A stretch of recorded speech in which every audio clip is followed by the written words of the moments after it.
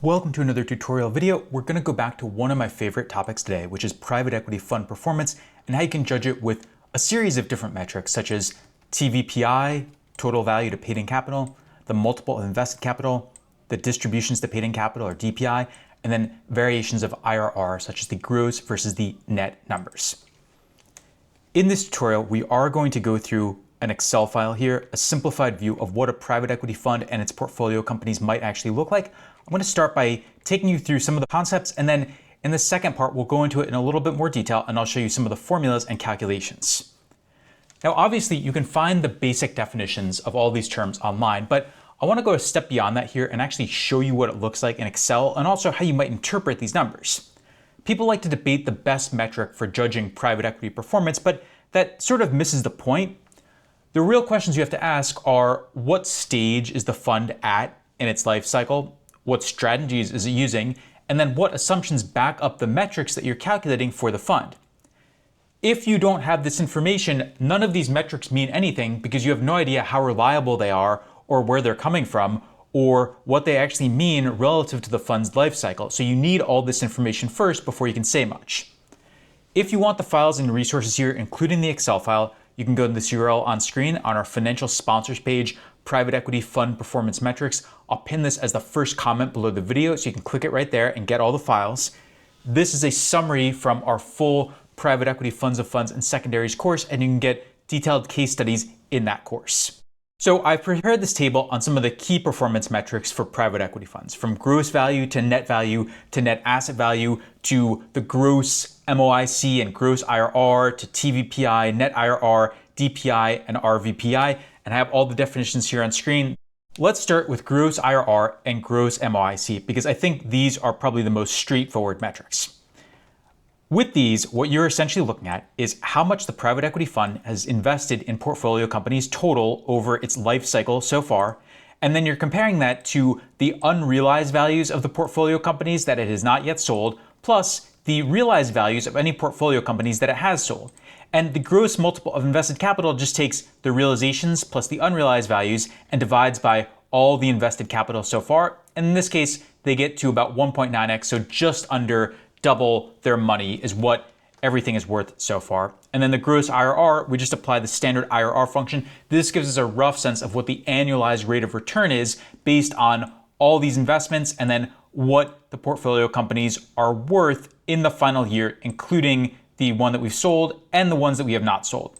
The most important thing with these metrics is that they do include both realized and unrealized portfolio companies. So they differ from a metric like DPI that focuses on just the realized portfolio companies.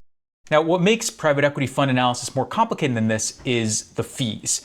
They tend to be extremely high in private equity and they cause a lot of complications.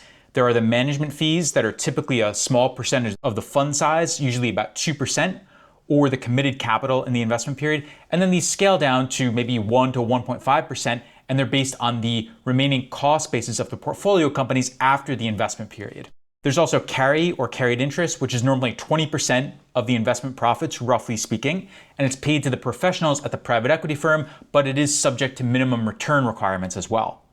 If you look at the file here, you can see that we've calculated the management fees based on 2% of the committed capital in the investment period. And then after that, we have about 4.7 billion left in portfolio companies. And so we switch to 1.5% times that to get to the management fee in year 6. For the carried interest, it's a little bit more complicated than the definition I laid out because you also have to factor in the management fees. But if you do that and then you multiply by the 20% carried interest, you can get an idea of what it is for the one portfolio company that has been sold and then all the other portfolio companies that have not yet been sold.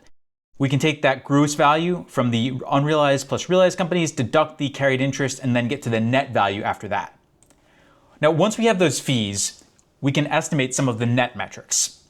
There's the TVPI, or the net value divided by the called capital. This essentially means that we subtract the carried interest accrued and paid out in the numerator, and then in the denominator, we count not just the amounts that have been invested in portfolio companies, but also the management fees.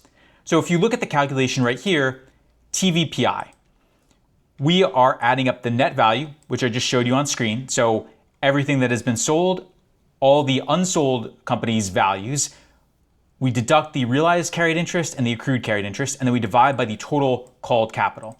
And if you look at what the called capital represents right here, it's essentially whatever we have invested in the portfolio companies, and then also the management fees. There's the net IRR, which is like the gross IRR, except it factors in fees and carried interest. You always use the net cash flows here, so you're always taking the net value and then you're netting it against the called capital. You can see how the net cash flows here are always less than the gross cash flows, and therefore the net IRR should always be less than the gross IRR, at least if the fund has been around for any length of time. Beyond that, there is the DPI, which equals the previous realizations, so the portfolio companies the fund has sold so far, minus the distributed carry, divided by the called capital. This one is sort of like a cash in versus cash out metric as of the fund's current date. So if we go and look at the calculation here, we are essentially taking everything that has been sold, so the one portfolio company in this case for 1.4 billion, we are deducting the 187.5 million of carried interest that we paid out on that, and then we're dividing by the called capital. So everything we've invested in portfolio companies and also all the management fees that our fund has charged, that our fund has called from our limited partners. In this case, it's 0.2x, which is on the low side, but it's also only year 6 of year 10, so it's not that unusual. What do all these metrics mean? Well, the first thing I would point out is that it's really hard to say much of anything because when you look at the unrealized values here, we have no idea what kind of assumptions are going into these. We don't know what multiples they're being valued at, what the growth rates look like, what the financials look like, so it's hard to say much of anything there. The low DPI of 0.2x is not necessarily concerning because this is year 6 of a 10-year fund, and so we'd expect it to be relatively low in the beginning and then to really start ramping up in the last few years. Now, if we get to year 10 and the DPI is still only 0.2x, that is a giant red flag, but in year 6, we'd say that this is a little bit concerning, but not necessarily a red flag. The gross to net gap is normal. There's about a 6 or 7% difference between gross and net IRR because of the fees. And overall, we'd say the fund has been solid, but not spectacular. The gross IRR is about what private equity firms usually target, just over 20%. The net IRR is above the historical average annualized return for the S&P 500, depending on the period that you look at, but it's not beating it necessarily by a huge margin, again, depending on the period you look at, the assumptions you use, and things like that. But that's what we'd say overall. So now that we've been through that introduction, I want to go through each of these points in a little bit more detail. We'll start with the fee calculations and formulas, then we'll talk about the net metrics, and I'll show you how to calculate each one of these on screen. And then we'll go through some points that make this more complicated, including portfolio company valuations, waterfall schedules, and fund recycling. So as I mentioned, the management fees seem very simple on the surface, 2%, 1.5%, 1% of pretty easily trackable numbers, but the hard part is that you often have to allocate these to specific companies to calculate the carried interest for that one company. One method is to take a weighted average of each company's contribution to the total cost basis over the fund's life so far. So what that means in Excel is that if we go back, I've pulled up a version here where I've deleted this, is that we can go in and we can take the total management fees right here and we can just split them up and say that some of these correspond to Cyber Sentinel AI, and then the rest correspond to all the unsold portfolio companies. So we can just do a summation of the cost basis for Cyber Sentinel AI, and then divide by the total cost basis for all the other companies. This gives us sort of a time-weighted average of this one company's contribution over time. It's about 62 or 63 million, and then the management fees for all the other companies equal the total minus whatever we've allocated to this one company that we've sold. So it's about 578 million right here. The carried interest is normally based on 20% of the realizations plus the unrealized value minus the invested capital minus the allocated management fees. It is subject to the hurdle rate check, usually 8%, but we're ignoring that here. Normally, we have to calculate it separately for realized companies, but we can group the unrealized companies together. This depends a little bit on the fund structure though. We're simplifying here though and not really paying too much attention to that.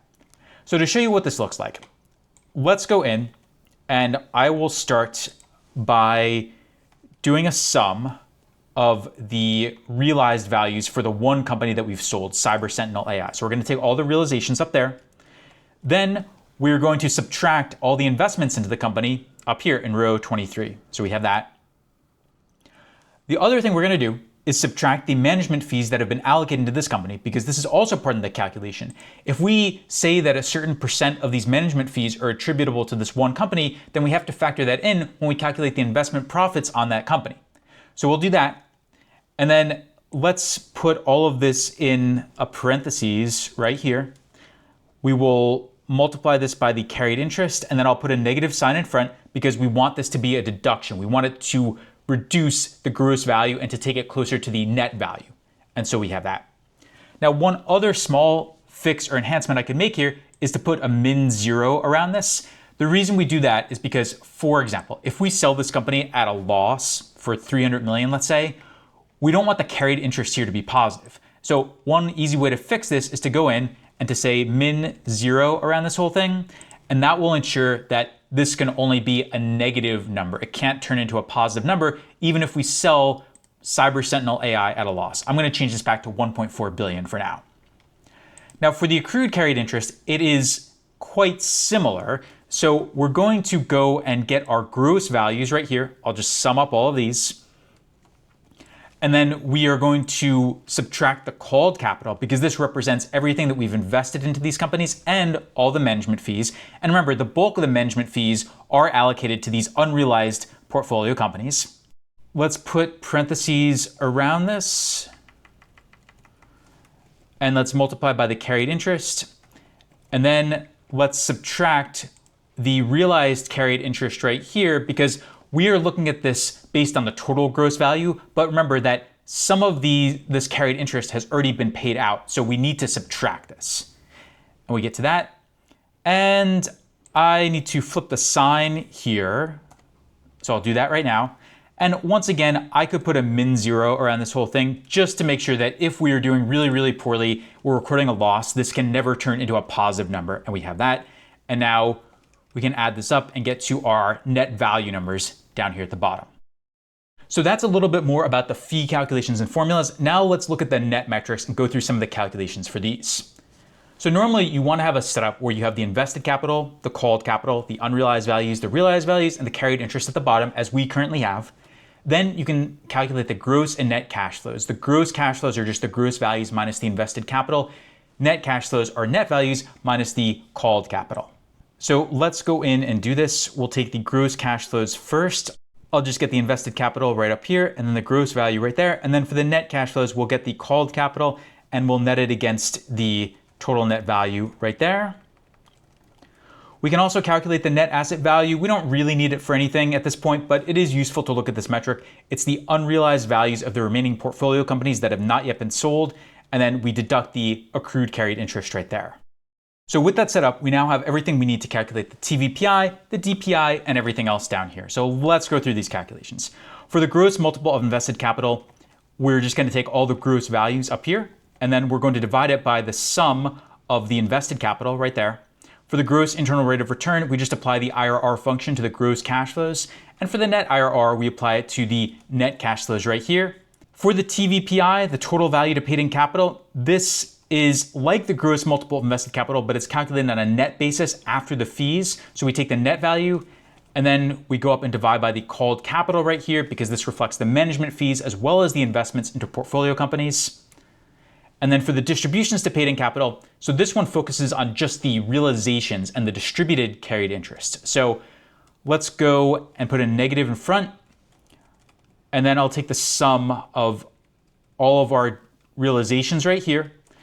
We will then deduct the realized carried interest that we've paid out associated with those, and then we'll divide by the called capital right up here, and we have that. And then the RVPI is just the TVPI minus the DPI, and this gives us a measure of how much value is remaining in this PE fund to be realized in the future, or to potentially be realized in the future if we believe in this fund's valuations.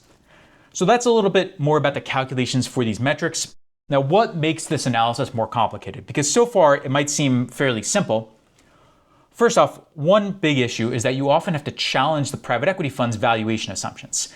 So I have up here an example from a secondaries case study in our course, but essentially here, the private equity fund was valuing this company at a pretty high revenue multiple of around 8 to 9x. Now this is a high growth software SaaS company, but we felt it was too high looking at the public comps. And so we reduced the multiple down to more like the 7 to 8x range over the future. And this is a pretty mild adjustment, but this is the type of thing you might have to do. And so the unrealized values might end up being quite different. Hurdle rates, preferred returns, and catch-up returns can also complicate things quite a bit. I have up here an example from our course where we start by returning capital to limited partners, then we give them a preferred return of 8% per year of their capital. If there's enough left after that, we catch the GPs up, so the professionals of the private equity firm, and they get returns up to the 8%. And then once everyone is caught up, then we do a profit split of 80-20, and we distribute the carried interest like that. Now, this is not super complicated, but it does take time. And if you have to set it up for each portfolio company, it's just something else to check in your model. And then a third complexity is that you can see more complex fund terms and policies, such as fund recycling. You can have clawbacks if a fund ends up underperforming after the carried interest has already been paid out. There can be penalty fees as well. With fund recycling, just to show you a simple example, if we have a fund that has invested 86 million out of 100 million of called capital, but they get an early distribution for 20 million, they could potentially take this and then reinvest it into a portfolio company so that they end up investing 106 million rather than 86 million of capital. And so that would change the numbers and some of these calculations as well. So this is an example of what can make the analysis more complicated. You could also make the formulas and the schedules here a lot more robust and flexible, and that also adds to the complexity. So that's about it. Let's do a quick recap and summary. With the fee calculations and formulas, the main thing here is that with management fees, the basic idea is simple, but you often have to allocate them to specific companies. So you have to take some type of time-weighted average as we did. With carried interest, if you're not factoring in the hurdle rate, it's not that complicated. It's essentially 20% of the investment profits. You do have to factor in the allocated management fees, and you do have to make sure that they always have the correct sign, but the hurdle rate is what really makes them complicated. With the net metrics, we went through the TVPI, DPI, and net IRR calculations. The TVPI is essentially like the multiple of invested capital after the carried interest and management fees. The DPI focuses on the cash in and cash out. So everything that they have invested, everything that they've charged in terms of management fees, and then you compare that to the realizations minus the distributed carried interest on those realizations. And then the net IRR is the annualized return after the management fees and carried interest. What makes this more complicated are challenging the PE fund's valuation assumptions, setting up waterfall schedules, and also fund recycling. So that's about it for this lesson. Hopefully now you know a little bit more about how to measure PE fund performance and some of the subtleties that come up with formulas when you try to set up the schedule in Excel.